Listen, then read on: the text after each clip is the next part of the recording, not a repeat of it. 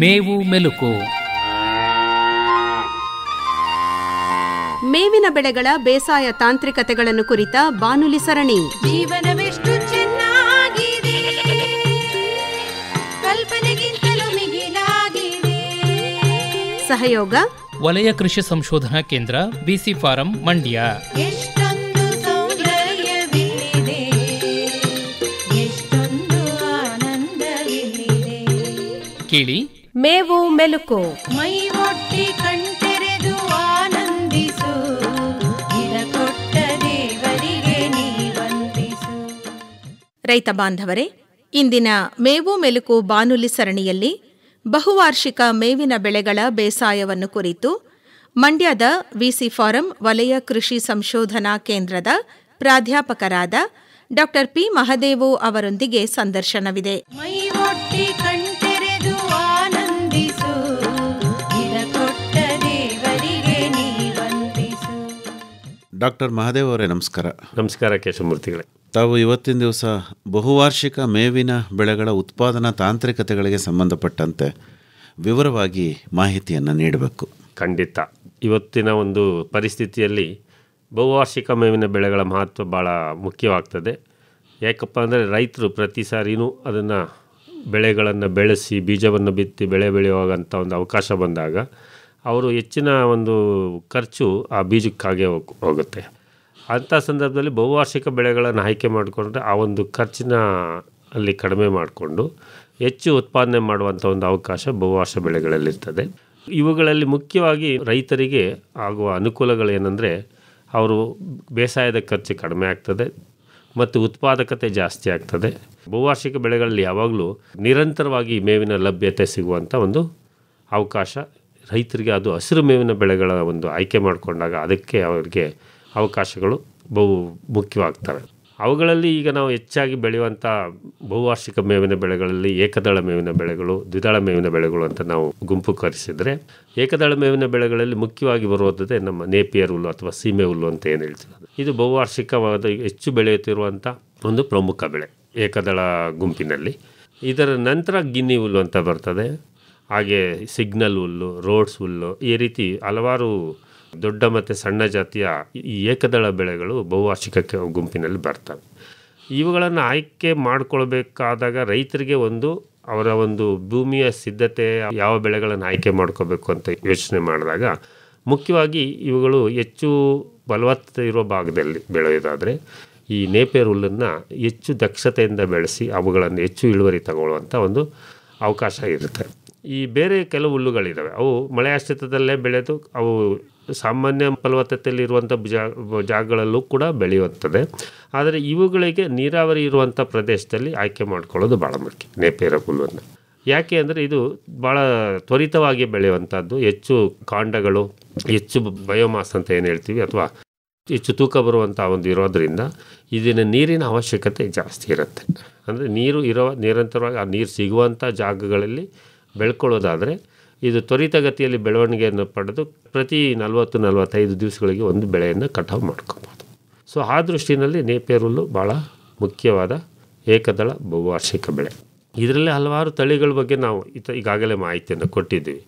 ಆ ತಳಿಗಳಲ್ಲಿ ವಿಶೇಷಗಳು ಇರುವಂಥ ಗುಣಗಳಿರುವಂಥದ್ದು ಕೆಲವು, ಈಗ ಕೆಂಪು ಕಡ್ಡಿಯ ತಳಿಗಳಿರ್ತದೆ, ಕೆಂಪು ಎಲೆ ಇರುವಂಥ ತಳಿಗಳು, ರೆಡ್ ನೇಪ್. ಹೇಳಿ ಸರ್, ಇನ್ನೊಮ್ಮೆ ಹೇಳಿ ತಳಿಗಳ ಬಗ್ಗೆ. ತಳಿಗಳ ವಿಚಾರವಾಗಿ ಬಂದಾಗ ನಾವು ಹಿಂದೆ ಬೆಳೀತಿದ್ದಂಥ ತಳಿಗಳು ಹೋಲಿಕೆ ಮಾಡಿದ್ರೆ ಸುಮಾರು NB21, NB6, NB2 ಈ ತಳಿಗಳು ಭಾಳ ಕಾಂಡ ತುಂಬ ಗಟ್ಟಿ ಇದ್ದ ಕಾಂಡ, ಮುಳ್ಳು ಇರುವಂಥದ್ದು, ಹಸುಗಳಿಗೆ ತಿಂದಾಗ ಅವುಗಳಿಗೆ ತುರಿಯಿಂದ ಜಾಸ್ತಿ ಗಾಯ ಆಗುವಂಥದ್ದು ಸಂದರ್ಭ ಬರ್ತದೆ ನಾಲಿಗೆನಲ್ಲೆಲ್ಲ.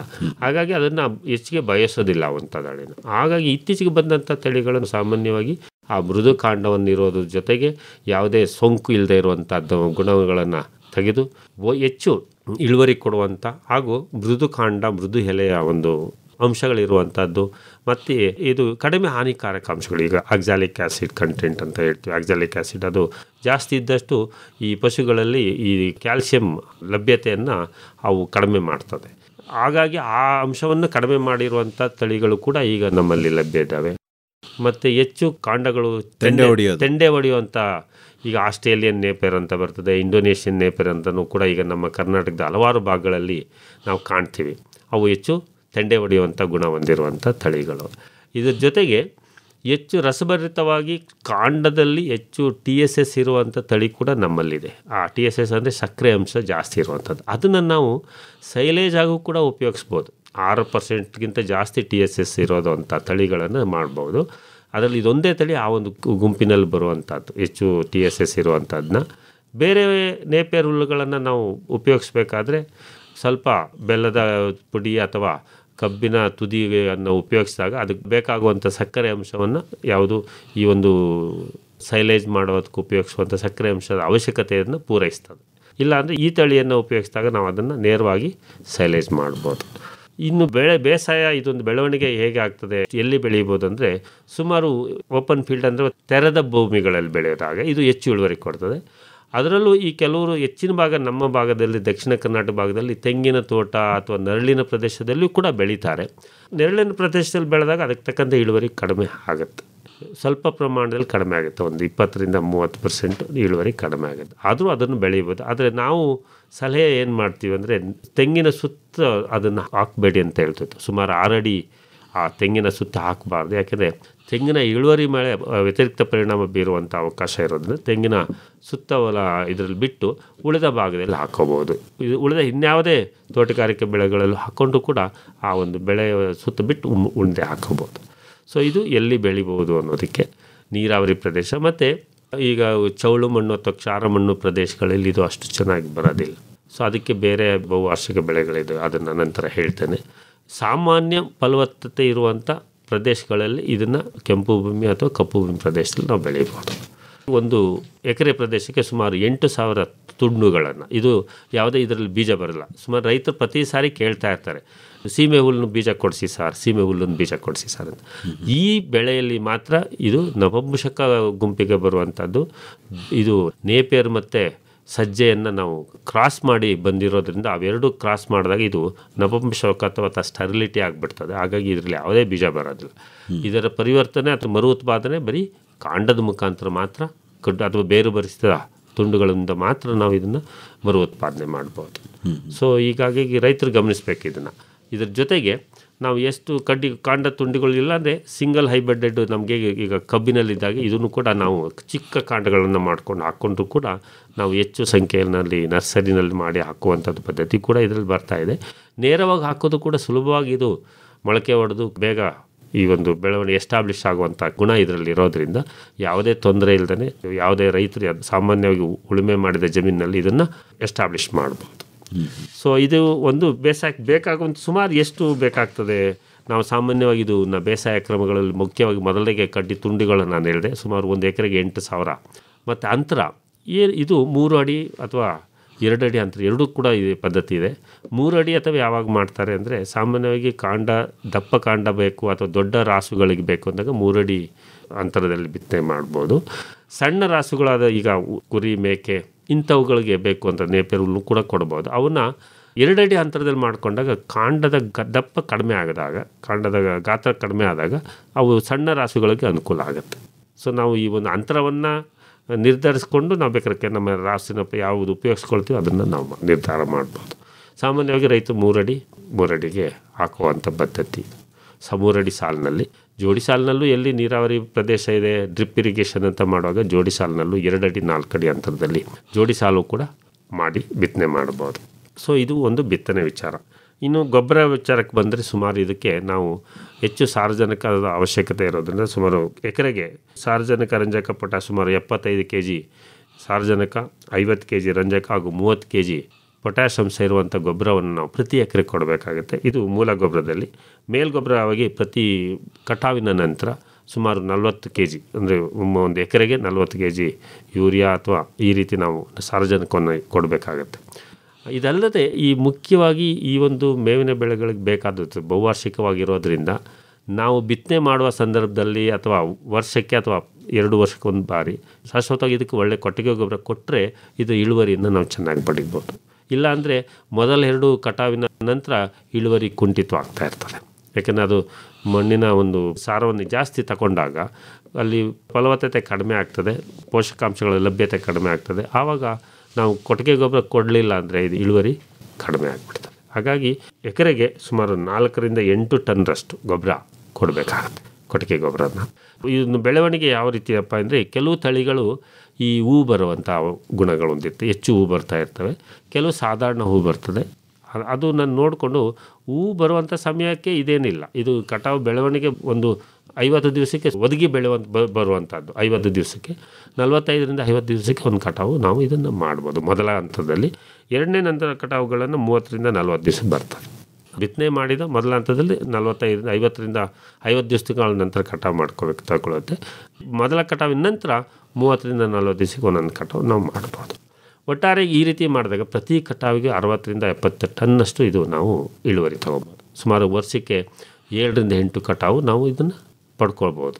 ಸುಮಾರು ನಾವು 35-40 ದಿವಸ ಲೆಕ್ಕ ಹಾಕ್ಕೊಂಡು 7-8 ಕಟಾವು ನಾವು ಪ್ರತಿ ವರ್ಷಕ್ಕೆ ಪಡ್ಕೊಂಡಾಗ ವಾರ್ಷಿಕವಾಗಿ ಸುಮಾರು 250-300 ಟನ್ ತನಕ ನಾವು ಇದನ್ನು ನಾವು ಪಡ್ಕೊಬೋದು. ಸೊ ಇದು ಒಂದು ಉತ್ತಮವಾದ ಬೆಳೆ. ಇದರಲ್ಲಿ ಇರುವಂಥ ತಳಿಗಳನ್ನು ನಾವು ಆಗಾಗಲೇ ಹೇಳಿದ್ವಿ. ಬೇಕಾದ ಬಿತ್ತನೆ ಕಡ್ಡಿಗಳನ್ನು ನಾವು ಸಾಮಾನ್ಯವಾಗಿ ರೈತರಿಗಾಗಿ ಇದು ಹೆಚ್ಚು ಪ್ರಚಲಿತವಾಗ್ತಾ ಇದೆ. ನಮ್ಮಲ್ಲಿಗೂ ಬಂದರೂ ಕೂಡ ಕಡಿಮೆ ಪ್ರಮಾಣದಲ್ಲಿ ಈ ಎಲ್ಲ ತಳಿಗಳು, ನಾನು ಈಗ ಸುಮಾರು ತಳಿಗಳು ಇದ್ದಾವೆ. ಅದರಲ್ಲಿ CO3, CO4, CO5 ಅಂತ, BNH 10 ಅಂತ, ಇತ್ತೀಚೆಗೆ ಬಿಡುಗಡೆ ಮಾಡಿದಂಥ PBN 342 ಅಂತ ಇದೆ. ಇದಲ್ಲದೆ ಹಲವಾರು ಈಗ ಸೂಪರ್ ನೇಪೇರ್ ಅಂತ ಬರ್ತದೆ, ಇಂಡೋನೇಷ್ಯನ್ ನೇಪರ್ ಅಂತ, ಅವು ಕೂಡ ನಮ್ಮ ಭಾಗದಲ್ಲಿ ಸಿಗ್ತವೆ. ಇವೆಲ್ಲವೂ ಕೂಡ ನಾವು ಕಾಂಡದ ತುಂಡುಗಳಿಂದನೇ ಮಾಡುವುದು. ಇದು ಯಾವುದೇ ರೀತಿಯಲ್ಲಿ ಇದರಲ್ಲಿ ಬೀಜ ಬರೋದಿಲ್ಲ. ಸೊ ಹಾಗಾಗಿ ಇದನ್ನು ರೈತರು ಗಮನಿಸಿಕೊಂಡು ಬಿತ್ತನೆ ಬೀಜ ಬೇಕಾದಾಗ ಅಥವಾ ಬಿತ್ತನೆ ತುಂಡುಗಳಿಗಾಗಿ ಅವರು ನಮ್ಮ ಒಂದು VC ಫಾರಂ ಕೇಂದ್ರ ಅಥವಾ ಇತರೆ ನಮ್ಮ ಸಂಶೋಧನಾ ಕೇಂದ್ರಗಳು, ನಮ್ಮ ಕರ್ನಾಟಕದ ಎಲ್ಲ ಭಾಗದಲ್ಲಿ ಇರುವಂಥ ಸಂಶೋಧನಾ ಕೇಂದ್ರ ಮುಖಾಂತರ ಇವನ್ನ ನಾವು ಪಡ್ಕೊಬೋದು. ಇದು ನೇಪಿಯರ್ ಹುಲ್ಲಿನ ಬಗ್ಗೆ. ಇದಾದ ನಂತರ ಇನ್ನೂ ಹೆಚ್ಚಿನ ಪ್ರಮಾಣದಲ್ಲಿ ಬೆಳೆಯುವಂಥ ಇನ್ನೊಂದು ಹುಲ್ಲು ಅಂದರೆ ಗಿನ್ನಿ ಹುಲ್ಲು. ಗಿನ್ನಿ ಹುಲ್ಲಿನ ವಿಶೇಷ ಏನಂದರೆ ಇದು ಒಂದು ಸಣ್ಣ ಜಾತಿಗೆ ಸೇರಿಸಿರುವಂಥ ಹುಲ್ಲು, ಸಣ್ಣ ಹುಲ್ಲು. ಇದು ಸಣ್ಣ ಜಾನುವಾರುಗಳಿಗೂ ಕೂಡ ಉತ್ತಮವಾಗಿರ್ತದೆ, ದೊಡ್ಡ ಜಾನುವಾರುಗಳಿಗೂ ಆಗುತ್ತೆ. ಇದರ ವಿಶೇಷ ಅಂದರೆ ಇದು ಹೆಚ್ಚಿನ ಭಾಗ ನೆರಳು ಬೆಲ್ಲಿ ಚೆನ್ನಾಗಿ ಬೆಳೆಯುವಂಥ ಪ್ರದೇಶದಲ್ಲಿ ಬರ್ತದೆ, ನೆರಳು ಪ್ರದೇಶದಲ್ಲಿ ಬೆಳೀತದೆ. ಹಾಗಾಗಿ ಇದನ್ನು ನಾವು ತೋಟಗಳ ನಡುವೆ ಅಂತರದಲ್ಲಿ ನಾವು ಹಾಕೊಬೋದು, ಅಥವಾ ನೇರವಾಗಿ ನಾವು ಓಪನ್ ಫೀಲ್ಡ್ ಅಥವಾ ತೆರೆದ ಪ್ರದೇಶಗಳಲ್ಲೂ ಕೂಡ ನಾವು ಬೆಳೀಬೋದು ಇದನ್ನು. ಸೊ ಇದು ಒಂದು ವಿಶೇಷ. ಇದರಲ್ಲಿ ಸುಮಾರು ತಳಿಗಳಿದ್ದಾವೆ. ನಾನು ಈಗಾಗಲೇ ಮತ್ತೊಂದು ಸಾರಿ ಹೇಳ್ತೀನಿ ಅದನ್ನು. ಈಗಲ್ಲಿ ಹ್ಯಾಮಿಲ್ಲು, ರಿವರ್ಸ್ ಡೇಲ್ ಅಂತ ಇವೆಲ್ಲ ಹಳೆಯ ತಳಿಗಳಿದ್ದು. ಇತ್ತೀಚೆಗೆ ನಾವು JHGG 08-1 ಅಂತ ತಿಳುಗಡೆ ಮಾಡಿದ್ವಿ. ಅದ್ರ ಜೊತೆ ಇತ್ತೀಚೆಗೆ ನಾವು ಈಗ ಪರೀಕ್ಷಾ ಹಂತದಲ್ಲಿದೆ. ಇದು ಹೂವು ಬರದೇ ಇರುವಂಥ ಮುಟೆಂಟ್ ಗಿನ್ನಿ ಅಂತ ಹೇಳ್ತೀವಿ, ಅಥವಾ ಮಂಡ್ಯ ಮ್ಯೂಟೆಂಟ್ ಗಿನ್ನಿ ಅಂತ, MMG1 ಅಂತ. ಇದು ನಾವು ಪರೀಕ್ಷಾ ಹಂತದಲ್ಲಿ ಮಾಡಿ ಮುಂದಿನ ವರ್ಷಗಳು ಇದನ್ನ ಬಿಡುಗಡೆ ಮಾಡ್ತೀವಿ. ಇದು ಹೂವು ಬರೋದಿಲ್ಲ. ಇದೊಂದು ಯಾಕೆ ಈ ಹೂವು ಬಗ್ಗೆ ನಾನು ರೈತರಿಗೆ ಗಮನ ಹೇಳ್ತೀನಿ ಅಂದರೆ, ಈ ಹೂವು ಬೀಜವಾಗಿ ಆ ಬೀಜ ಈ ಸಗಣಿಯ ಮುಖಾಂತರ ಅವು ತಿಂದಾಗ ಸಗಣಿ ಮುಖಾಂತರ ಹರಡುವ ಸಂದರ್ಭದಲ್ಲಿ ಇದು ಒಂದು ಕಳೆಯಾಗಿ ಯಥೇಚ್ಛವಾಗಿ ಬೆಳೆಯುವಂಥ ಇದಿರುತ್ತೆ, ಪರಿಣಾಮ ಆಗ್ತದೆ. ಅಂದರೆ ಒಂದು ತೋಟದಲ್ಲಿ ಆ ಬೆಳೆದಾಗ ಹೂವು ಬಿಟ್ಟದ್ದು ಗಾಳಿಯಲ್ಲೂ ಕೂಡ ಹೂವಾಗಿ ಒಂದು ಜಾಗದಿಂದ ಇನ್ನೊಂದು ಜಾಗ ಹೋದಾಗ ಇಡೀ ಈ ಪ್ರದೇಶವೇ ಆ ಗಿನ್ನಿ ಹುಲ್ಲಿನ ಮಯ ಆಗಿಬಿಡ್ತದೆ. ಹಾಗಾಗಿ ಕೆಲವು ರೈತರಿಗೆ ಅಥವಾ ಬೇರೆ ಬೆಳೆಗಳನ್ನು ಬೆಳೀತಾ ಇರೋದು ಅಕ್ಕಪಕ್ಕ ರೈತರಿಗೆ ಇದು ಒಂದು ರೀತಿ ಪೀಡೆಯಾಗಿ ಪರಿವರ್ತನೆ ಆಗುತ್ತೆ. ತಡೆಯಲು ನಾವೇನು ಮಾಡಿದ್ವಿ, ಇತ್ತೀಚೆಗೆ ಈ ಬೀಜವನ್ನೇ ಬಿಡದೇ ಇರುವಂಥದ್ದು ಅಥವಾ ಸಾಧಾರಣ ಬೀಜ ಬರುವಂಥದ್ದು ಸುಮಾರು ಇತ್ತೀಚೆಗೆ ನಾವು ಬುಂಡೇಲ್ BGG1, DGG1 ಅಂತ, ಧಾರವಾಡ ಗಿನ್ನಿ ಗ್ರಾಸ್ 1 ಅಂತ, BGG1 ಅಂದರೆ ಬುಂಡೇಲ್ ಗಿನ್ನಿ ಗ್ರಾಸ್ 1 ಅಂತ, BGG1, BGG2 ಇವು ಕೂಡ ಇತ್ತೀಚೆಗೆ ಬಿಡುಗಡೆ ಮಾಡಿದ್ದೀವಿ. ಈ ತಳಿಗಳೆಲ್ಲವೂ ಬೀಜದ ಮುಖಾಂತರನೂ ಕೂಡ ನಾವು ಇದನ್ನು ಉತ್ಪಾದನೆ ಮಾಡ್ಬೋದು, ಅಥವಾ ಕಾಂಡದ ಮುಖಾಂತರ ಅಥವಾ ಇಲುಕುಗಳ ಮುಖಾಂತರ ನಾವು ಇದನ್ನು ಮರು ಉತ್ಪಾದನೆ ಮಾಡ್ಕೊಬೋದು. ಇದು ಸುಮಾರು 30,000 ಒಂದು ಗೆಡ್ಡೆಗಳು ಬೇಕಾಗಿರ್ಬೋದು, ತುಂಡುಗಳು ಅಥವಾ ಗೆಡ್ಡೆಗಳು. ಬೀಜವಾದ ಕೇವಲ 2 kg ಬೀಜ, ಇದು ಒಂದು ಪೂರ್ತಿ ಒಂದು ಎಕರೆಗೆ ಆಗುತ್ತೆ. ನಾವು ಇದನ್ನು ಉಪಯೋಗಿಸೋದಾದರೆ ಅದು ಬೀಜದ ಲಭ್ಯತೆ ಕೂಡ ನಮಗೆ ಸಿಗ್ತದೆ. ಇವಾಗ ಬೀಜದ ಮುಖಾಂತರನೂ ಮಾಡ್ಕೊಬೋದು, ಇದನ್ನು ಕಾಂಡದ ಮುಖಾಂತರ ಅಥವಾ ಇಲುಕುಗಳ ಮುಖಾಂತರ ನಾವು ಇದನ್ನು ಉತ್ಪಾದನೆ ಮಾಡ್ಬೋದು, ಎರಡರಲ್ಲೂ ಮಾಡುವಂಥದ್ದು. ಸೊ ಇದಕ್ಕೆ ನಾವು ಮುಖ್ಯವಾಗಿ ಸಾಮಾನ್ಯವಾಗಿ ನಾವು ಒಂದು ಎಕರೆಗೆ 5-6 kg ಬೀಜ ಬೇಕಾಗ್ತದೆ. ಬೀಜವಾದರೆ ತುಂಡುಗಳಾದರೆ 30,000 ಅಂತ ಆಲ್ರೆಡಿ ಹೇಳಿದ್ದೀನಿ. ಇದು ಅಂತರ ಎಷ್ಟಪ್ಪ ಅಂದರೆ ಇದು 2 ಅಡಿ 1.5 ಅಡಿ ಅಂತರದಲ್ಲಿ ನಾವು ಮಾಡೋದು. ನೇಪಿಯರ್ ಹುಲ್ಲಾದರೆ 3 ಅಡಿ 2 ಅಡಿ, ಇದನ್ನು 2 ಅಡಿ 1.5 ಅಡಿ ಅಂತರ, ಸಾಲಿಂದ ಸಾಲಿಗೆ 2 ಅಡಿ, ಗಿಡದಿಂದ ಗಿಡಕ್ಕೆ 1.5 ಅಡಿ ಅಂತರದಲ್ಲಿ ನಾವು ಇದನ್ನು ಬಿತ್ತನೆ ಮಾಡಬೇಕಾಗತ್ತೆ. ಮತ್ತು ಇದು ಕೂಡ ಸುಮಾರು ಕಟಾವು ಮೊದಲ ಒಂದು ಇದರಲ್ಲಿ ಒಂದು 45 ದಿವಸದ ಬಂದು ನಂತರದ ಕಟಾವು 30-35 ದಿವಸಗಳಲ್ಲಿ ಒಂದು ಕಟಾವು ಬರ್ತದೆ. ಒಟ್ಟಾರೆ ಒಂದು ವಾರ್ಷಿಕವಾಗಿ ಸುಮಾರು ಒಂದು ಕಟಾವಿಗೆ 50 ಟನ್ನಷ್ಟು ಒಂದು ಎಕರೆ ಪ್ರದೇಶಕ್ಕೆ ಬರ್ತದೆ.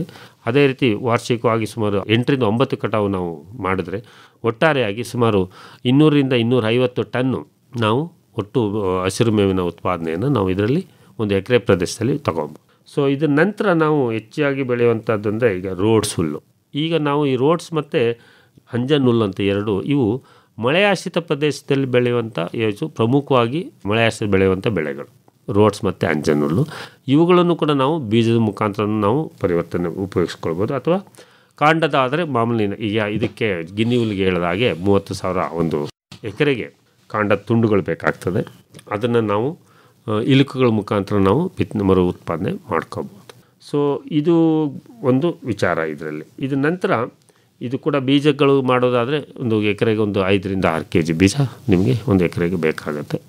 ಒಂದು ಸಾರಿ ಬಿತ್ತನೆ ಮಾಡಿದ್ರೆ ಅದು ಮತ್ತೆ ಮರು ಉತ್ಪಾದನೆ ಅಲ್ಲೇ ಆವಾಗನೇ ಆಗ್ತಾ ಇರ್ತದೆ. ಹಾಗಾಗಿ ಇದರ ಒಂದು ಅವಶ್ಯಕತೆ ನಮಗೆ ಬೀಜದಿಂದ ಮಾಡುವಂಥ ಅವಶ್ಯಕತೆ ಪ್ರತಿ ಸಾರಿ ಬರೋದಿಲ್ಲ. ಇದು ಒಂದು ಎರಡನೇ ಬಹುವಾರ್ಷಿಕ ಬೆಳೆ. ರೋಡ್ಸ್ ಮತ್ತು ಸಿಗ್ನಲ್ ಇವು ಮಳೆಯಾಶ್ರಿತ ಪ್ರದೇಶಕ್ಕೆ. ಇವು ಹುಲ್ಲುಗಾವಲು ಪ್ರದೇಶಗಳಲ್ಲೂ ಕೂಡ ಇದನ್ನು ಬೆಳೀತಾರೆ ಹೆಚ್ಚಾಗಿ. ಹುಲ್ಲುಗಾವಲು ಪ್ರದೇಶದಲ್ಲಿ ಈ ಸ್ಟೈಲೋಸ್ ಮತ್ತು ಈ ರೋಡ್ಸ್ ಹುಲ್ಲನ್ನು ಸಾಮಾನ್ಯವಾಗಿ ಮೈದಾನದಲ್ಲಿ ಚೆಲ್ಬಿಟ್ರೆ ಅದು ಸ್ವಯಂಪ್ರೇರಿತವಾಗಿ ಬೆಳ್ಕೊಂಡು ಬರ್ತಾ ಇರ್ತದೆ. ಅಲ್ಲಿಗೆ ನೇರವಾಗಿ ಕುರಿ ಮೇಕೆ ಅಥವಾ ರಾಸುಗಳನ್ನು ಬಿಟ್ಟು ಮೇಯಿಸುವಂಥ ಪ್ರದೇಶ ಆಗ ನಾವು ಹುಲ್ಲುಗಾವಲು ಪ್ರದೇಶದಲ್ಲಿ ಅಭಿವೃದ್ಧಿ ಮಾಡೋದಕ್ಕೆ ಈ ಹುಲ್ಲುಗಳು ಭಾಳ ಮುಖ್ಯವಾಗಿ ಉಪಯೋಗವಾಗ್ತದೆ.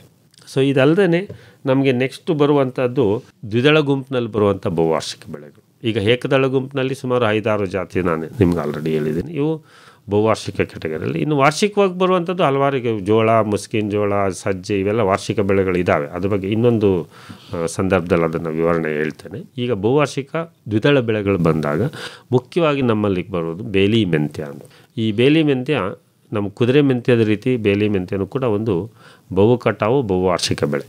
ಅಂದರೆ ವರ್ಷದಲ್ಲಿ ಹಲವಾರು ಕಟಾವು ಮಾಡಿಕೊಂಡು ಸುಮಾರು 5-6 ವರ್ಷಗಳ ತನಕ ನಾವು ಅದನ್ನು ಕಟಾವು ಮಾಡಿ ಬೆಳೆಸ್ಕೋಬೋದು. ಇದು ಒಂದು ಬೇಲಿ ಮೆಂತ್ಯ ವಿಶೇಷ ಅಂದರೆ ಇದರಲ್ಲಿ ಸಾಮಾನ್ಯವಾಗಿ ದ್ವಿದಳ ಗುಂಪಿನ ಎಲ್ಲ ಮೇವಿನ ಬೆಳೆಗಳಲ್ಲಿ ಹೆಚ್ಚು ಪ್ರೋಟೀನ್ ಅಂಶ ಇರೋದರಿಂದ ಏಕದಳ ದ್ವಿದಳ ಗುಂಪಿನ ಬೆಳೆಗಳನ್ನು ನಾವು ಪ್ರಮಾಣ ಹೇಳ್ತೀವಿ. ಒಂದು 70 ಭಾಗ ಏಕದಳ ಗುಂಪು ಮೇವು, ದ್ವಿದಳ ಗುಂಪಿನ ಒಂದು ಬೇವನ್ನು 30 ಭಾಗ ಪ್ರತಿನಿತ್ಯ ನಾವು ಆ ಒಂದು ರಾಸುಗಳಿಗೆ ಕೊಡೋ ಒಂದು ಇದನ್ನು ಪ್ರಮಾಣವನ್ನು ನಾವು ಕೊಡಬೇಕಾಗತ್ತೆ. ಯಾಕಂದ್ರೆ ಆ ರೀತಿ ಕೊಟ್ಟರೆ ಅದು ಸಮತೋಲನವಾಗಿ ಪ್ರೋಟೀನ್ ಅಂಶ ಮತ್ತು ಸಕ್ಕರೆ ಪಿಷ್ಟಗಳು, ಕೊಬ್ಬು ಎಲ್ಲವೂ ಅವು ಸಮತೋಲನ ಸಿಗುವಂಥ ಅವಕಾಶ ಬರ್ತದೆ.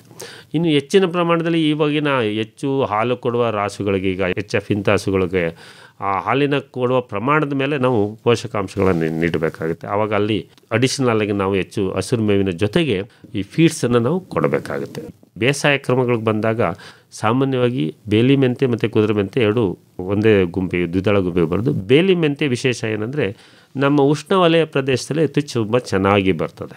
ಬೇಲಿ ಮೆಂತ್ಯ ಬೆಳೆಯುವಂಥದ್ದು ಹೆಚ್ಚು ತೇವಾಂಶ ಅಂದರೆ ಸೂರ್ಯನ ಕಿರಣವನ್ನು ಚೆನ್ನಾಗಿ ಉಪಯೋಗಿಸ್ಕೊಂಡು ಹೆಚ್ಚು ತ್ವರಿತವಾಗಿ ಬೆಳೆದು ಜಾಸ್ತಿ ಇಳುವರಿ ಕೊಡುವಂಥ ಗುಣ ಹೊಂದಿದೆ. ಹಾಗಾಗಿ ಇದನ್ನು ನಾವು ತೆರೆದ ಪ್ರದೇಶಗಳು, ಯಾವುದೇ ನೆರಳು ಪ್ರದೇಶಗಳೆಲ್ಲ ಹಾಕ್ಕೊಂಡ್ರೆ ಇಳುವರಿ ಕಡಿಮೆ ಆಗುತ್ತೆ. ತೆರೆದ ಪ್ರದೇಶಗಳಲ್ಲಿ ಓಪನ್ ಫೀಲ್ಡ್ ಅಂದರೆ ಯಾವುದೇ ಮರಗಿಡಗಳ ಮಧ್ಯದಲ್ಲಿ ಹಾಕ್ದೇನೆ ಓಪನ್ ಫೀಲ್ಡಲ್ಲಿ ಬೆಳೆದಾಗ ಸುಮಾರು 5ರಿಂದ 6 ಅಡಿ ಎತ್ತರ ತನಕನೂ ಬೆಳೀತದೆ. ಕಟಾವು ಹೇಗೆ ಮಾಡಬೇಕಾಗ್ತದೆ? ಇದು ಒಂದು ಸಾರಿ ಬೆಳೆದಾಗ ಮೊದಲ ಕಟಾವನ್ನು ನಾವು ನೆಲದ ಮೇಲಿನ ಒಂದು 2 ಇಂಚು ಎತ್ತರಕ್ಕೆ ಕಟಾವು ಮಾಡಿದಾಗ ಅದರಲ್ಲಿ ಬರುವಂಥ ಕೀಲುಗಳು ಸಂಖ್ಯೆ ಜಾಸ್ತಿ ಆಗ್ತದೆ. ಹಾಗಾಗಿ 2 ಇಂಚು ಬಿಟ್ಟು ಕಟ್ ಮಾಡಬೇಕಾಗ್ತದೆ. ಕಟಾವು ಮಾಡಿ ನಂತರದ ಕಟಾವುಗಳನ್ನು 1 ಇಂಚು ಬಿಟ್ಟು ಕಟಾವು ಮಾಡ್ಕೊಂಡು ಬಂದಾಗ ಅದರ ಕೀಲುಗಳ ಸಂಖ್ಯೆಯನ್ನು ನಾವು ನಿರ್ಧರಿಸಿ ಹೆಚ್ಚು ಮಾಡಿಕೊಂಡು ಹೆಚ್ಚು ಇಳುವರಿ ಕೊಡೋ ರೀತಿಯಲ್ಲಿ ಈ ಒಂದು ಬೇಸಾಯ ಕ್ರಮವನ್ನು ನಾವು ಅನುಸರಿಸಬೇಕಾಗತ್ತೆ. ಇದಕ್ಕೂ ಕೂಡ ನಾವು ಹೆಚ್ಚಿನ ಭಾಗ ಬರಬೇಕಾದ್ರೆ ನಾವು ಹೇಳ್ತಾ ಇದ್ವಿ ಮೊದಲು ಬೀಜ ಮತ್ತು ಇದನ್ನು ಎಷ್ಟು ಬೇಕಾಗುತ್ತೆ ಇದನ್ನೆಲ್ಲ ಹೇಳ್ತಾ ಇದ್ವಿ. ಈ ಒಂದು ಎಕರೆಗೆ ಸುಮಾರು 5ರಿಂದ 6 kg ಬೀಜ ಬೇಕಾಗುತ್ತೆ. ಇದು ದ್ವಿದಳ ಗುಂಪಿನಲ್ಲಿ ಹೇಳಿದಾಗ ನಾನು ಏಕದಳದಲ್ಲಿ ಇನ್ನೊಂದು ಬಹು ಕಟಾವು ಇದೆ. ನಾನು ಏಕದಳದಲ್ಲಿ ಬಹು ಕಟಾವು ಜೋಳ ಬರ್ತದೆ. ಅದು ಒಂದು ಸಾರಿ ಹಾಕಿದ್ರೆ ಸುಮಾರು 5-6 ವರ್ಷ ಮಾಡುತ್ತೆ. ಈ ಬಹು ಕಟಾವು ಜೋಳನೂ ಕೂಡ ನಾವು ಒಂದು ಬಹುವಾರ್ಷಿಕ ಬೆಳೆಯಾಗಿ ನಾವು ತಗೊಬೋದು. ಯಾಕಪ್ಪ ಅಂದರೆ ಆ ಬಹು ಕಟಾವು ಜೋಳ ಒಂದು ಸಾರಿ ಬಿತ್ತನೆ ಮಾಡಿದ್ರೆ ಅದು ಎಕರೆಗೆ 4 kg ಬೀಜವನ್ನು ತಗೊಳುತ್ತೆ. ಜೋಳದಂಗೆ ಬೆಳೀತದೆ. ಆದರೆ ಇದು ಬಹು ಕಟಾವು ರೀತಿಯಲ್ಲಿ ನೇಪಿಯರ್ ಮತ್ತು ಇದನ್ನು ಕ್ರಾಸ್ ಮಾಡಿ ಬೆಳೆಯೋದ್ರಿಂದ ಅದನ್ನು ಬಹು ಕಟಾವಾಗಿ ನಾವು ಪರಿವರ್ತನೆಗೊಂಡಿರ್ತದೆ. ಅದನ್ನು ನಾವು 3-4 ವರ್ಷಗಳ ತನಕ ನಾವು ಕಟಾವು ಮಾಡ್ತಾನೆ ಇರ್ಬೋದು. ಇದು ಅದು ಕೂಡ ಬಹುವಾರ್ಷಿಕಕ್ಕೆ ಸೇರಿಸ್ಬೋದು. ಮಲ್ಟಿಕಟ್ ಅಥವಾ ಪೆರಿನಿಯಲ್ ಅಂತ ನಾವು ಹೇಳ್ತೀವಿ ಇಂಗ್ಲೀಷ್ನಲ್ಲಿ. ಇದಕ್ಕೆ ಬರೋದ್ರಲ್ಲಿ ಸುಮಾರು 3-4 ತಳಿಗಳಿದ್ದಾವೆ. ಅದರಲ್ಲಿ CYFS ಅಂತ, CYFS 31, CYFS 29 ಇದು ಆ ಒಂದು ಬಹುವಾರ್ಷಿಕ ಗುಂಪಿಗೆ ಸೇರಿದಂಥದ್ದು. ಇದು ಎಕರೆಗೆ 4 kg ಬೀಜವನ್ನು ನಾವು 1.5 ಅಡಿ ಸಾಲಿನಲ್ಲಿ ಬಿತ್ತನೆ ಮಾಡಿ, ನಿರಂತರವಾಗಿ ಬಿತ್ತನೆ ಮಾಡಿ ನಾವು ಸಾಲುಗಳನ್ನು ಬೆಳೆಸಿ ಅದನ್ನು ಬಿತ್ತನೆ ಮಾಡುವಾಗ ಒಂದು ಕ್ರಮವನ್ನು ಇವರು ಅನುಸರಿಸಬೇಕಾಗತ್ತೆ. ಅದು ಮೊದಲನೇದಾಗಿ ಬೀಜದ ಗಾತ್ರ ತುಂಬ ಸಣ್ಣ ಇರೋದರಿಂದ ನಾವು ನೇರವಾಗಿ ಬರೀ ಬೀಜವನ್ನೇ ಬಿತ್ತಕ್ಕೆ ಹೋದಾಗ ಅದು ಅಂತರವನ್ನು ಸರಿಯಾಗಿ ಕಾಪಾಡಿಕೊಳ್ಳೋಕ್ಕಾಗೋದಿಲ್ಲ. ಮತ್ತು ಬೀಜದ ಎಲ್ಲ ಪ್ರಮಾಣವನ್ನು ಎಕರೆ ಪ್ರದೇಶಕ್ಕೆಲ್ಲ ಸರಿದೂಗಿಸ್ಬೇಕು ಅಂದರೆ ಇದೊಂದು 3 ಪಟ್ಟು ಮರಳಿನಲ್ಲಿ ಮಿಕ್ಸ್ ಮಾಡಿಕೊಂಡು ಪೂರ್ಣ ಎಲ್ಲ ಮರಳು ಪ್ರಮಾಣವನ್ನು ಒಂದೇ ಸಮನಾಗಿ ಇಡೀ ಎಕರೆ ಪ್ರದೇಶಕ್ಕೆ ನಾವು ಅಥವಾ ಎಷ್ಟು ನಾವು ಉಪಯೋಗಿಸ್ಕೊಳ್ತೀವಿ ಅದಕ್ಕೆ 1 kg ಬೀಜಕ್ಕೆ 3 ಪಟ್ಟು ಮರಳು ಮಿಕ್ಸ್ ಮಾಡ್ಕೊಂಡು ಹಾಕೊಳ್ಳೋದಿದ್ರೆ 10 ಗುಂಟೆಗೆ ಅದು ಬಿತ್ತನೆ ಮಾಡಬಹುದು. ಸೊ ಇದು ಒಂದು ಬೇಸಾಯ ಕ್ರಮ. ಈ ಎಲ್ಲ ಬೆಳೆಗಳಲ್ಲಿ, ಮೇವಿನ ಬೆಳೆಗಳಲ್ಲಿ ಸಾಮಾನ್ಯವಾಗಿ ಬೇಸಾಯ ಕ್ರಮಗಳನ್ನು ನಾವು ಸರಿಯಾದ ಪ್ರಮಾಣದಲ್ಲಿ ನಿರ್ವಹಣೆ ಮಾಡೋಕ್ಕೆ ಸಾಲು ಬಿತ್ತನೆ ಮಾಡೋದು ಭಾಳ ಅನುಕೂಲ. ಸಾಲು ಬಿತ್ತನೆ ಮಾಡಿ ಅಂತರ ಬೇಸಾಯ ಮಾಡಿದಾಗ ಪ್ರತಿ ಕಟಾವಿನ ನಂತರ ಅಂತರ ಬೇಸಾಯ ಮಾಡಿ ನಾವು ಬಿತ್ತನೆ ಮಾಡಿದಾಗ ಪ್ರತಿ ಕಟಾವಿನಲ್ಲೂ ಇಳುವರಿಯಲ್ಲಿ ಕುಂಠಿತವಾಗದೆ ನಾವು ಪಡ್ಕೊಬೋದು. ಅದು ರೈತರು ಗಮನಿಸ್ಬೇಕು. ಈಗೇನು ಮಾಡ್ತಾರೆ ರೈತರು, ಕೆಲವರು ಬಿತ್ತನೆಯನ್ನು ಚೆಲ್ಬಿಡ್ತಾರೆ. ಬಹುಕಾಟ ಬೀಜವನ್ನು ತಂದು ಚೆಲ್ಬಿಡ್ತಾರೆ. ಆ ಚೆಲ್ಲಿದಾಗ ಏನಾಗುತ್ತೆ, ಅಲ್ಲಿ ಯಾವುದೇ ರೀತಿಯ ಅಂತರ ಬೇಸಾಯ ಮಾಡ್ಕೊಳ್ಳೋಕ್ಕಾಗೋದಿಲ್ಲ. ಕಟಾವು ಮಾಡಿದ ನಂತರ ಮತ್ತೆ ಆ ಗೊಬ್ಬರ ಕೊಡೋದು ಇದೆಲ್ಲವೂ ಮಾಡೋಕ್ಕೆ ಆಗೋದಿಲ್ಲ. ಅಂಥ ಸಂದರ್ಭದಲ್ಲಿ ಅವ್ರಿಗೆ ಇಳುವರಿ ಕುಂಠಿತ ಆಗುತ್ತೆ.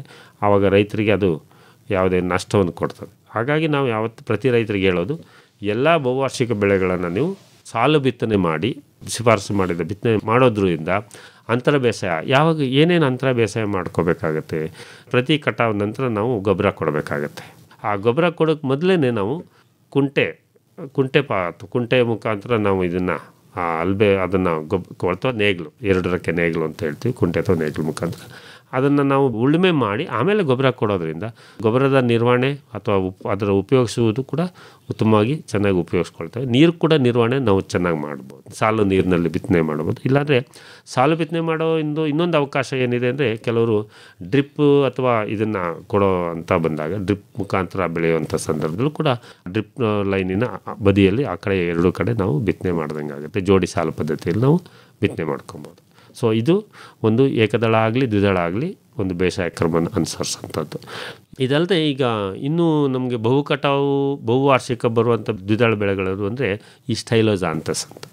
ಆ ಸ್ಟೈಲೋಜಾಂಥಸ್ ಒಂದು ಸಾರಿ ನಾವು ಬೀಜವನ್ನು ಬಿತ್ತನೆ ಮಾಡಿದ್ರೆ ಅದು ಸಾಧಾರಣ ಎತ್ತರದಲ್ಲಿ ಬೆಳೆಯುವಂಥ ಬೆಳೆ, ಸಾಧಾರಣ ಎತ್ತರದಲ್ಲಿ ಬೆಳೀತದೆ. ಯಾಕೆ ಸ್ಟೈಲೋ ಆದರೆ ನಮಗೆ ಸುಮಾರು ಒಂದು 2-3 kg ಬೀಜ ಬೇಕಾಗುತ್ತೆ ನಮಗೆ ಎಕರೆಗೆ. ಪ್ರತಿ ಎಕರೆಗೆ ಯಾವುದೇ ಅಂತರ ಇರೋದಿಲ್ಲ. ಇದನ್ನು ನೇರವಾಗಿ ಒಟ್ಟಾರೆಯಾಗಿ ಬಿತ್ತುವಂಥದ್ದು ಪ್ರದೇಶ, ಸಾಲಿನಲ್ಲಿ ಬಿತ್ತನೆ ಮಾಡುವಂಥದ್ದಿಲ್ಲ. ಯಾಕೆಂದರೆ ಇದು ಹೆಚ್ಚಾಗಿ ಹುಲ್ಲುಗಾವಲಿನಲ್ಲಿ ಬೆಳೆಸ್ತಾರೆ. ಹುಲ್ಲುಗಾವಲಿಗೆ ಬೆಳೆಸುವಂಥ ಒಂದು ಬೆಳೆ ಸ್ಟೈಲು. ಆ ಹುಲ್ಲುಗಾವಲಿನಲ್ಲಿ ಬೆಳೆಸಿ ದ್ವಿದಳ ಮತ್ತು ಏಕದಳನ ಮಿಶ್ರಣ ಮಾಡಿ ಬೆಳೆಯುವಂಥ ಒಂದು ಬೆಳೆ ಆಗ್ತದೆ. ಹಾಗಾಗಿ ಅದಕ್ಕೆ ಜಾಸ್ತಿ ಉಪಯೋಗಿಸ್ಕೊಳ್ತಾರೆ.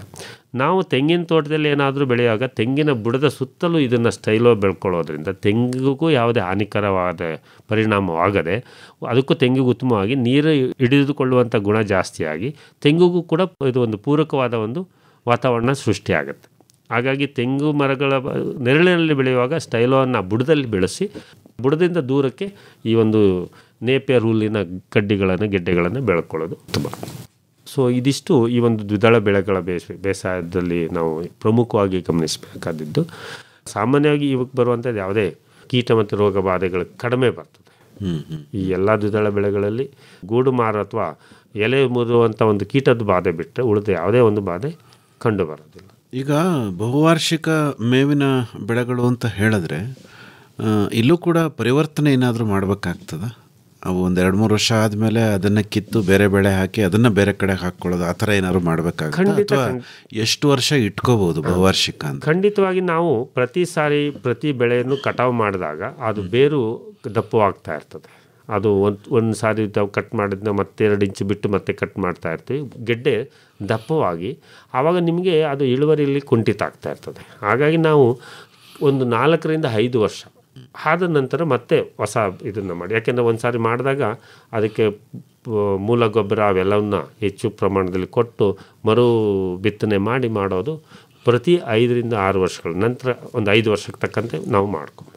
ಬೇಸಾಯ ತಾಂತ್ರಿಕತೆಗಳಿಗೆ ಬಂದಾಗ ಹನಿ ನೀರಾವರಿ ತಾಂತ್ರಿಕತೆಯನ್ನು ಕೂಡ ಈ ಮೇವಿನ ಬೆಳೆ ಉತ್ಪಾದನೆಯಲ್ಲಿ ಅಳವಡಿಸ್ಕೋಬೋದಾ? ಹೌದು ಸರ್, ಖಂಡಿತ ಅಳವಡಿಸ್ಕೊಬೋದು. ಇದನ್ನು ಯಾಕೆಂದರೆ ಈಗ ನಾವು ಒಂದು ಬಹುವಾರ್ಷಿಕ ಬೆಳೆಗಳನ್ನೇ ನಾವು ಆಯ್ಕೆ ಮಾಡಿಕೊಂಡು ವರ್ಷ ಪೂರ್ತಿ ಮೇವು ಬೆಳೆಯುವಂಥ ಒಂದು ಹಲವಾರು ಪದ್ಧತಿಗಳನ್ನು ನಾವು ಅಭಿವೃದ್ಧಿಪಡಿಸಿ ತಾಂತ್ರಿಕತೆಗಳನ್ನು ನೀಡಿದ್ದೀವಿ.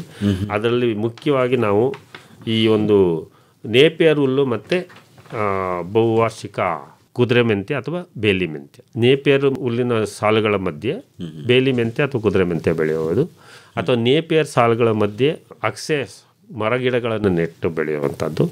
ಈ ರೀತಿ ಹಲವಾರು ಪದ್ಧತಿಗಳನ್ನು ನಮ್ಮ ಒಂದು ಮರಗಿಡಗಳ ಜೊತೆಗೆ ಬಹುವಾರ್ಷಿಕ ಬೆಳೆಗಳನ್ನು ಸೇರಿಸಿ ವರ್ಷ ಪೂರ್ತಿ ಮೇವು ಬೆಳೆ ಕೊಡುವಂಥ ಪದ್ಧತಿಗೆ ಬಂದಾಗ ಈ ಒಂದು ಹನಿ ನೀರಾವರಿ ಪದ್ಧತಿನಲ್ಲಿ ಒಂದು ಸಾಲಿನಲ್ಲಿ ಅಗಸೆ ಗಿಡಗಳನ್ನು 4 ಅಡಿ ಅಂತರದಲ್ಲಿ ಅಥವಾ 6 ಅಡಿ ಅಥವಾ 8 ಅಡಿ ಅಂತಾರೆ, ಇವು 3-4 ಪದ್ಧತಿಗಳನ್ನು ನಾವು ಬೆಳೆಯಬಹುದು. 8 ಅಡಿ ಕೊಟ್ಟಾಗ 6 ಸಾಲು ಮಧ್ಯದಲ್ಲಿ ನೇಪಿಯರ್ ಇರ್ತದೆ, 2 ಸಾಲು ಬೇಲಿ ಮೆಂತ್ಯ ಇರ್ತದೆ. ಅದರಲ್ಲಿ ಬೇಲಿ ಮೆಂತ್ಯದ ಮಧ್ಯೆ 1 ಸಾಲು 4 ಅಡಿ ಅಂತರದಲ್ಲಿ ಈ ಅಗಸೆ ಗಿಡಗಳಿರ್ತದೆ. ಅದು ಮಲ್ಟಿ ಲೇಯರ್ ಪದ್ಧತಿಗಳಂತ ಹೇಳ್ತೀವಿ.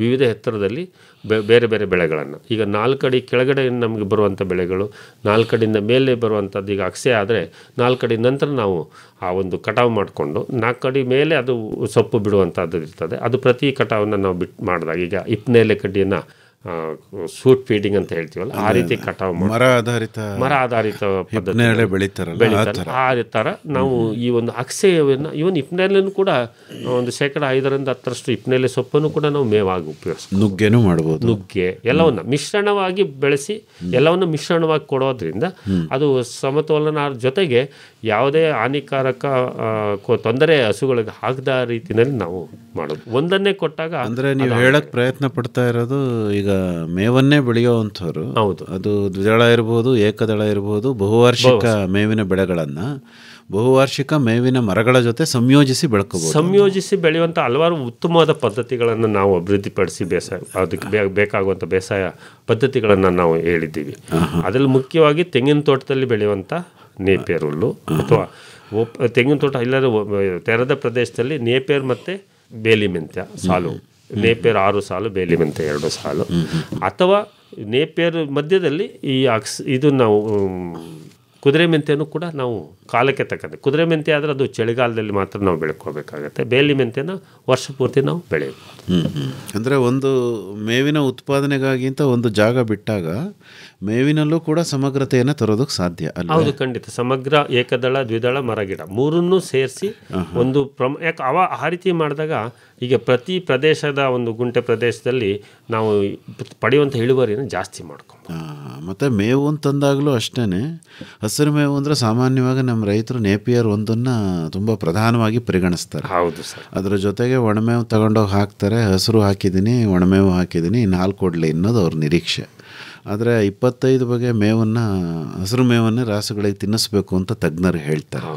ಹಾಗಾಗಿ ಈ ತರಹದ ಉತ್ಪಾದನೆ ಸಾಧ್ಯ. ಅಂದರೆ ನೀವು ಅಲ್ಲಿ ಮೇವಿನ ತಾಕ್ ಮಾಡಿದಿರಲ್ಲ ನಿಮ್ಮ ವಿಸಿ ಫಾರಂ ಅಲ್ಲಿ, ಅಲ್ಲೂ ಕೂಡ ಇದನ್ನೇ ತಾವು ಮಾಡಿದಿರ, ರೈತರಿಗೆ ತೋರ್ಸೋಕ್ಕೋಸ್ಕರ ಎಲ್ಲ ಒಟ್ಟಿಗೆನೆ ಬೆಳೆದಿದ್ದೀವಿ. ಎಲ್ಲ ತಳಿಗಳನ್ನು ಬೆಳೆಸಿದ್ದೀವಿ, ಎಲ್ಲ ಬೆಳೆ ಪದ್ಧತಿಗಳನ್ನು ಬೆಳೆಸಿ ಅಲ್ಲಿ ಒಂದು ನಾವು ಪ್ರದರ್ಶನಕ್ಕೆ ಪ್ರತಿ ಬರುವಂಥ ನಮ್ಮ ಒಂದು ವಿಸಿ ಫಾರಂನಲ್ಲಿ ಹಲವಾರು ಸಂಶೋಧನಾ ಕೇಂದ್ರಗಳಲ್ಲಿ ಕೂಡ ನಾವು ಇದನ್ನು ಬೆಳೆಸಿ ತೋರಿಸಿದ್ದೀವಿ. ಹೊಸ ಮೇವಿನ ಬೆಳೆಗಳೇನಾದರೂ ಮುಂದಿನ ದಿನಗಳಲ್ಲಿ ಬರೋ ಸಾಧ್ಯತೆ ಇದೆಯಾ ಮಹಾದೇವ್ ಅವರೇ? ಖಂಡಿತ. ಇತ್ತೀಚೆಗೆ ನಾವು ಹೇಳಿದಾಗೆ ಈಗ ಕೇಳ್ತಾ ಇದ್ದಾರೆ ಅವರು, ಸಾಮಾನ್ಯವಾಗಿ ರೈತರು ಈ ಮುಸ್ಕಿನ ಜೋಳದಲ್ಲಿ ಬಹು ಕಟಾವು ಮುಸ್ಕಿನ ಜೋಳವನ್ನು ಕೇಳ್ತಿದ್ದಾರೆ. ಈ ದೃಷ್ಟಿನಲ್ಲಿ ನಾವೇನು ಮಾಡ್ತಾ ಇದ್ದೀವಿ, ಇದಕ್ಕೆ ಮುಸ್ಕಿನ ಜೋಳದ ಪೂರ್ವಜರಾದ ಥಿಯೋಸಿಂಟೆ ಮತ್ತು ಟ್ರಿಪ್ಸಾಕಮ್ ಅಂತ, ಅವು ನಮ್ಮ ಪ್ರದೇಶದಲ್ಲಿ ಹೂ ಬಿಡೋದಿಲ್ಲ. ಥಿಯೋಸಿಂಟೆ ಮಾತ್ರ ಬೀಜವಾಗುತ್ತೆ, ಟ್ರಿಪ್ಸಾಕಮ್ ಹೂವು ಬಿಡೋದಿಲ್ಲ, ಅದರಲ್ಲಿ ಬೀಜ ಬರೋದಿಲ್ಲ. ಆದರೆ ಟಿಯೋಸಿಂಟೆನಲ್ಲಿ ಬೀಜ ಬರ್ತದೆ, ಅದು ಪೂರ್ವಜ, ಮುಸ್ಕಿನ ಜೋಳದ ಪೂರ್ವಜ ಅಂದರೆ ವಂಶಸ್ಥರು. ಅದನ್ನು ನಾವು ಎರಡನ್ನೂ ಕ್ರಾಸ್ ಮಾಡಿ ಇವಾಗ ನಾವು ಅದನ್ನು ಅಭಿವೃದ್ಧಿಪಡಿಸಿ 3 ವರ್ಷಗಳ ನಂತರದ ಏನು ಅಭಿವೃದ್ಧಿ ನೋಡಿದಾಗ ಈ ಒಂದು ನಾವು ಪ್ರತಿ ಒಂದು ಬುಡದಲ್ಲಿ ಟಿಲ್ಲರ್ಸು ಕೀಲುಗಳು ಜಾಸ್ತಿ ಬರ್ತವೆ. ನೀವು ನೋಡಿದರೆ ಮುಸ್ಕಿನ ಜೋಳ ಒಂದೇ, ಅದು ಯಾವುದೇ ಕೀಲುಗಳು ಬರೋದಿಲ್ಲ. ಮಾಮೂಲಿ ನಾವೀಗ ಬರುವಂಥ ಬರಬಾರ್ದು ಅಂತಲೇ ನಾವು ಅದನ್ನು ಮಾಡಿದ್ವಿ. ಅದು ಈಗ ನಾವು ಅದನ್ನು ರೈತರು ಈಗಲೂ ಕೂಡ ನೋಡ್ಬೋದು. 5, 6, 7 ಅಂಟು ಈಗ ನಾವು ಈ ಬಿದಿರಿನಲ್ಲಿ ಕರಳೆಯನ್ನು ಕಿತ್ಕೊಂಡ ರೀತಿಯಲ್ಲಿ ಈ ಮುಸ್ಕಿನ ಜೋಳದಲ್ಲಿ ಹಿಂಗೆ ಮೊದಲು ಬಂದಂಥ ಕಾಂಡಗಳನ್ನು ಕಟಾವು ಮಾಡ್ಕೊಳ್ತಾ ಹೋದರೆ 2ನೇದು 3ನೇದು ಬರುವಂಥ ಕೀಲುಗಳು ದೊಡ್ಡಪನಾಗಿ ಮತ್ತೆ ನಮ್ಗೆ ಇಳುವರಿ ಕೊಡ್ತದೆ. ಈ ರೀತಿ ಇದನ್ನು ನಾವು ಬಹು ಕಟಾವು ಅಂತ ಹೇಳ್ಬೋದು. ಓಕೆ, ಮುಂದಿನ ದಿನದಲ್ಲಿ ಅದು ಬರುತ್ತೆ ಖಂಡಿತ. ಈಗ ಆಲ್ರೆಡಿ ನಾವು ಇದನ್ನು ಅಖಿಲ ಭಾರತ ಮಟ್ಟದಲ್ಲಿ ಪರೀಕ್ಷೆ ಮಾಡಿಕೊಂಡು ನಮ್ಮ BC ಫಾರ್ಮ್ನಲ್ಲೂ ಬೆಳೆಸಿದ್ದೀವಿ. ಉತ್ತಮವಾದ ಇಳುವರಿ, ರಸಭರಿತವಾಗಿರ್ತದೆ. ಅದಲ್ಲದೆ ಹೊಸ ಅಸಾಂಪ್ರದಾಯಿಕ ಹಸಿರು ಮೇವನ್ನೇನಾದರೂ ಅಭಿವೃದ್ಧಿ ಪಡಿಸ್ತಾ ಇದ್ದೀರಾ ಅಥವಾ ಏನಾದರೂ ಆ ನಿಟ್ಟಿನಲ್ಲಿ ಆಲೋಚನೆಗಳು, ಚಿಂತನೆಗಳು ನಡೀತಾ ಇದೆಯಾ? ಅಸಾಂಪ್ರದಾಯಿಕ ಅಂದಾಗ ನಮಗೆ ಮುಖ್ಯವಾಗಿ ಇವಾಗ ನಾವು ಬೆಳೆಸ್ತಾ ಇರುವಂಥ ಇದರಲ್ಲಿ ಏಕದಳ ಮತ್ತು ದ್ವಿದಳ ಬಿಟ್ಟರೆ ಹಲವಾರು ಈಗ ಬಹುವಾರ್ಷಿಕವಾಗಿ ಬರುವಂಥದ್ದಂದರೆ ಈಗ ಕ್ಯಾಕ್ಟಸ್ ಅಥವಾ ಕಳ್ಳಿ ಅಂತ ಹೇಳ್ತೀವಿ. ಅದು ಕೂಡ ಈಗ ಎಲ್ಲಿ ಕಡಿಮೆ ಮಳೆ ಬರುವ ಪ್ರದೇಶದಲ್ಲಿ ಮುಳ್ಳಿಲ್ಲದ ಕಳ್ಳಿಗಳನ್ನು ನಾವು ಹಾಕಿದ್ದೀವಿ ಬಹುವಾರ್ಷಿಕವಾಗಿ. ಆದರೆ ಏನು ವಿಶೇಷ ಅಂದರೆ ಈಗ ತಾರ್ ಮರುಭೂಮಿ ಅಥವಾ ನಮ್ಮ ಎಲ್ಲಿ ಮರುಭೂಮಿ ಅಂತ ಪ್ರದೇಶಗಳಲ್ಲಿ ಕೇವಲ 300-250 ಮಿಲಿಮೀಟ್ರ್ ಮಳೆ ಬೀಳುವಂಥ ಪ್ರದೇಶಗಳಲ್ಲಿ ಈ ಒಂದು ಕಳ್ಳಿ ಮಾತ್ರ ಬೆಳೆಯುವಂಥ ಜಾಗ ಅಂತ ಇರ್ತದೆ. ಅಲ್ಲಿ ಬೇರೆ ಯಾವುದೇ ಹಸಿರು ಮೇವನ್ನು ಬೆಳೆಯೋಕೆ ಆಗೋದಿಲ್ಲ. ಅಂಥ ಸಂದರ್ಭದಲ್ಲಿ ಅದರಲ್ಲೂ ಕೂಡ ಎರಡೂ ಉಪಯೋಗ ಸಿಗ್ತದೆ. ಅದರಲ್ಲಿರುವಂಥ ನೀರಿನಂಶ ಸುಮಾರು 30-40% ನೀರಿನಂಶ ಇರ್ತದೆ. ಅದು ಆ ಒಂದು ಪ್ರದೇಶಕ್ಕೆ ಬೇಕಾಗುವಂಥ ನೀರಿನ ಲಭ್ಯತೆಯನ್ನು ಕೊಡುತ್ತೆ, ಜೊತೆಗೆ ಡ್ರೈ ಮ್ಯಾಟರ್ ಒಣ ಪದಾರ್ಥವನ್ನು ಕೊಡ್ತದೆ. ಹಾಗಾಗಿ ಅಂಥ ಪ್ರದೇಶಗಳಲ್ಲಿ ನಾವು ಈ ಕಳ್ಳಿಯನ್ನು ನಾವು ಹೆಚ್ಚು ಮಾಡಿ. ಇದಲ್ಲದೆ ಛಾಯಾ ಅಂತ ಒಂದು ಹಾಲು ಭರಿತವಾದ ಕಡ್ಡಿ ಇದೆ, ಛಾಯಾ ಅಂದ್ಬಿಟ್ಟು ದ್ವಿದಳ ಗುಂಪಿಗೆ ಸೇರಿದಂಥದ್ದು. ಕಾಂಡದ ಮುಖಾಂತರ ಅದನ್ನು ಉತ್ಪಾದನೆ ಮಾಡ್ಬೋದು. ಒಂದ್ಸಾರಿ ಹಾಕ್ಬಿಟ್ಟು ಈ ಒಂದು ನಮಗೆ ಅದು ಯಾವ ರೀತಿ ಇರುತ್ತೆ ಅಂದರೆ ನಮಗೀಗ ಜತ್ರೋಪ ಥರ ಕಾಣುತ್ತೆ. ಛಾಯಾ ಗಿಡ ಜತ್ರೋಪ ಥರ ಇದೆ. ಅದನ್ನು ನಾವು ಈ ಕುರಿ ಮೇಕೆಗಳಿಗೆ ತುಂಬ ಚೆನ್ನಾಗಿ ತಿನ್ನುವಂಥ ಒಂದು ಇದಿದೆ. ಇದಲ್ಲದೆ ಇನ್ನು ಮರಗಿಡಗಳಲ್ಲಿ ಬರೋದು ಅವೆಲ್ಲ ಬಹುವಾರ್ಷಿಕನೇ ಆಗ್ತದೆ. ಮರಗಿಡ ಬೆಳ್ಕೊಳ್ಳೋದು ಈಗ ಸುಬಾಬುಲ್ ಇರ್ಬೋದು ಅಥವಾ ನುಗ್ಗೆ, ಇನ್ನೊಂದು ಬಸವನ ಪಾದ ಮತ್ತೆ ಮರ ಅಂತ ಬೆಳ್ಕೊಂತಾರೆ. ಇದು ಗ್ಲಿರಿಸಿಡಿಯನ್ನು ಕೂಡ ಹೇಳ್ತಾರೆ, ಆದರೆ ಅದು ಹೆಚ್ಚಾಗಿ ಉಪಯೋಗಿಸೋದಿಲ್ಲ. ಅದು ಕೂಡ ಮೇವಾಗಿ ಉಪಯೋಗಿಸೋದಿಲ್ಲ.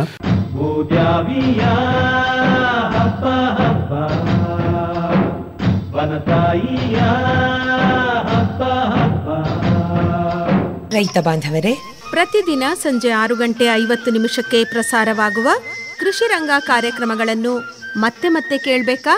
ಹಾಗಿದ್ರೆ ನಮ್ಮ ಯೂಟ್ಯೂಬ್ ಚಾನೆಲ್ AIR ಮೈಸೂರು 100.6 ಅನ್ನು ಸಬ್ಸ್ಕ್ರೈಬ್ ಮಾಡಿಕೊಳ್ಳಿ. ನಮ್ಮ ಕೃಷಿ ಕಾರ್ಯಕ್ರಮಗಳು ಇದರಲ್ಲಿ ಯಾವಾಗಲೂ ಲಭ್ಯ.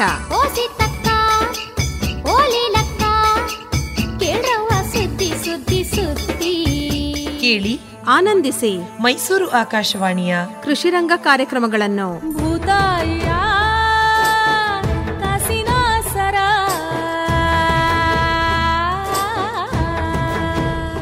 ಸಾಮಾನ್ಯವಾಗಿ ಡಾಕ್ಟ್ರೇ ಹಸುಗಳನ್ನು ಸಾಕ್ತಾರೆ, ಕುರಿ ಮೇಕೆಗಳನ್ನು ಸಾಕ್ತಾರೆ. ಆದರೆ ತುಂಬ ಜನ ಅದರ ಮೇವಿನ ಬಗ್ಗೆ ತಲೆ ಕೆಡಿಸ್ಕೊಳಕ್ಕೆ ಹೋಗಲ್ಲ. ಆದರೆ ಮೇವನ್ನು ಬೆಳ್ಕೊಂಡು ಜಾನುವಾರುಗಳನ್ನು ಸಾಕಬೇಕೇ ಹೊರತು ಜಾನುವಾರನ್ನು ಸಾಕಿ ಮೇವು ಬೆಳೆಯೋಕ್ಕೆ ಹೋಗಬಾರ್ದು. ಇದು ಮೂಲಭೂತವಾದ ತತ್ವ. ಯಾಕೆಂದರೆ ಮನುಷ್ಯನಿಗೆ ಆಹಾರ ಎಷ್ಟು ಮುಖ್ಯನೋ ಜಾನುವಾರುಗಳಿಗೂ ಅಷ್ಟೇ ಮುಖ್ಯ ಆಗ್ತದೆ. ಇತ್ತೀಚೆಗೆ ನಮ್ಮ ಯುವಕರು ಭಾಳ ಈ ಒಂದು ಉದ್ದಿಮೆಯಲ್ಲಿ ಜಾಸ್ತಿ ಅದೇ ಅವ್ರ ಸಲುವಾಗಿ ಹೇಳ್ತಿದ್ದೀನಿ. ಯುವಕರು ಉತ್ಸಾಹ ಜಾಸ್ತಿ. 500 ಮೇಕೆ ಸಾಕ್ತೀನಿ, 100 ಮೇಕೆ ಸಾಕ್ತೀನಿ ಅಂತಾರೆ. ಆದರೆ ಅದಕ್ಕೆ ಆಹಾರ ಏನು ಬೇಕು ಅನ್ನೋದ್ರ ಬಗ್ಗೆ ಆಲೋಚನೆ ಮಾಡಿರಲ್ಲ. ಡೈರಿ ಅಂದರೆ 25 ಹಸು ಒಟ್ಟಿಗೆ ಸಾಕ್ತೀನಿ ಅಂತಾರೆ. ವ್ಯವಸ್ಥೆ ಮಾಡ್ಕೋಬೇಕು. ಹೆಚ್ಚಿನ ಮಾಹಿತಿಗೆ ಡಾಕ್ಟ್ರೆ ನಿಮ್ಮನ್ನೇ ನೇರವಾಗಿ ಸಂಪರ್ಕ ಮಾಡಬೇಕು ಅಂತಾದರೆ ಸಂಪರ್ಕಕ್ಕಾಗಿ ತಮ್ಮ ಮೊಬೈಲ್ ಸಂಖ್ಯೆ ಕನ್ನಡದಲ್ಲಿ ಹೇಳ್ಬೋದಾ? 9945332633. ಇನ್ನೊಂದು ಸರಿ ಹೇಳ್ತೀರಾ? 9945332633. ಇನ್ನೂ ಒಂದು ಸರಿ ಹೇಳ್ಬಿಡಿ. 9945332633. ಒಳ್ಳೆಯದು ಡಾಕ್ಟರ್ ಮಹದೇವ್ ಅವರೇ, ಇದುವರೆಗೂ ಬಹುವಾರ್ಷಿಕ ಮೇವಿನ ಬೆಳೆಗಳ ಉತ್ಪಾದನಾ ತಾಂತ್ರಿಕತೆಗಳಿಗೆ ಸಂಬಂಧಪಟ್ಟಂತೆ ಬಹಳಷ್ಟು ಉಪಯುಕ್ತವಾದ ಮಾಹಿತಿ ನೀಡಿದ್ರಿ. ವಂದನೆಗಳು, ನಮಸ್ಕಾರ. ಧನ್ಯವಾದಗಳು. ಮೈ ಒಟ್ಟಿ ಕಣ್ತೆರೆದು ಆನಂದಿಸು, ಇದ ಕೊಟ್ಟ ದೇವರಿಗೆ ನೀ ವಂದಿಸು. ಬಹುವಾರ್ಷಿಕ ಮೇವಿನ ಬೆಳೆಗಳ ಬೇಸಾಯವನ್ನು ಕುರಿತು ಮಂಡ್ಯದ VC ಫಾರಂ ವಲಯ ಕೃಷಿ ಸಂಶೋಧನಾ ಕೇಂದ್ರದ ಪ್ರಾಧ್ಯಾಪಕರಾದ ಡಾಕ್ಟರ್ ಪಿ ಮಹದೇವು ಅವರೊಂದಿಗೆ ಸಂದರ್ಶನವನ್ನು ಕೇಳಿದಿರಿ. ಬರುವ ವಾರ ಪಶು ಆಹಾರ ಉತ್ಪಾದನೆ ಹಾಗೂ ನಿರ್ವಹಣೆಯನ್ನು ಕುರಿತು ಪಶುವೈದ್ಯರಾದ ಡಾಕ್ಟರ್ ಚನ್ನೇಗೌಡ ಅವರೊಂದಿಗೆ ಸಂದರ್ಶನವಿದೆ. ಮೇವು ಮೆಲುಕು. ಮೇವಿನ ಬೆಳೆಗಳ ಬೇಸಾಯ ತಾಂತ್ರಿಕತೆಗಳನ್ನು ಕುರಿತ ಬಾನುಲಿ ಸರಣಿ ಕೇಳಿದಿರಿ. ಜೀವನವೆಷ್ಟು ಚೆನ್ನಾಗಿದೆ, ಕಲ್ಪನೆಗಿಂತಲೂ ಮಿಗಿಲಾಗಿದೆ. ಸಹಯೋಗ ವಲಯ ಕೃಷಿ ಸಂಶೋಧನಾ ಕೇಂದ್ರ VC ಫಾರಂ ಮಂಡ್ಯ. ಎಷ್ಟೊಂದು